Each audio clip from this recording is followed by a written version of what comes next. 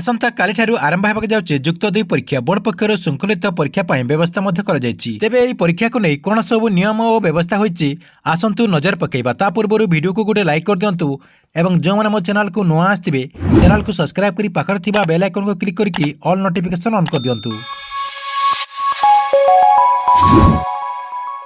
आसंता काली ठारू आरंभ होगा जाउछि युक्त 2 परीक्षा उच्च माध्यमिक शिक्षा परिषद पक्षर श्रृंखलित परीक्षा पाई व्यवस्था करा जायछि। एथर युक्त 2 परीक्षा को त्रुटिशून्य करबा पाई अंटा भिड़िछि उच्च माध्यमिक शिक्षा परिषद। निरपेक्ष परीक्षा परिचालन पाई प्रशासन पक्षर प्रस्तुति मध्य शेष हो जायछि। गत डिसेंबर 15 तारिख रे फेब्रुआरी 16 तारिख रे युक्त 2 परीक्षा आरंभ करा जिवो बोली घोषणा करा जायतिला। फेब्रुआरी 16 तारिख रो आरंभ होई मार्च 20 तारिख जाय परीक्षा चलिबो बोली उच्च माध्यमिक शिक्षा परिषद पक्षर कार्यसूची मध्य प्रकाश पाइथिला। एही युक्त 2 परीक्षा पाई कोन सब नियम बा व्यवस्था रहिछि आसंतु नजर पकेबा। प्रथम देखंतु परीक्षार आधा घंटा पूर्व पहुंचवाक पड़ो छात्र छात्री मानू। 2 नंबर देखंतु 15 मिनिट पूर्व हॉल को प्रवेश करेंगे और 15 मिनिट पूर्व खाता दिज्व।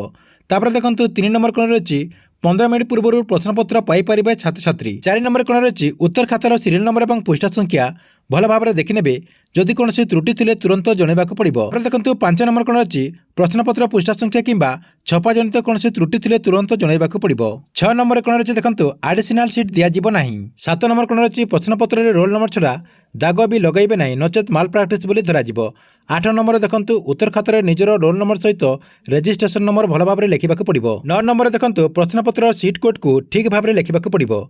तापर देखंतु 10 नंबर कोण रही उपस्थापना खातर निजर रोल नंबर देखि उपस्थापना करें। तापर देखंतु 11 नंबर नियमटा कोण रही परीक्षा हॉल को कला पेन एवं एडमिट कार्ड व्यतीत अन्य कौन जिनिस नहीं पारे ना। एथिला आपन +2 परीक्षा को नहीं नुआ नियम अपडेट आपन वीडियो केमती लगिला कमेंट बॉक्स रे निश्चय गोटे कमेंट करेंगे और गवर्नमेंट जेकोसी नुआ योजनार अपडेट जानवाई आपण चैनल टी रेगुलर देखुथिबे।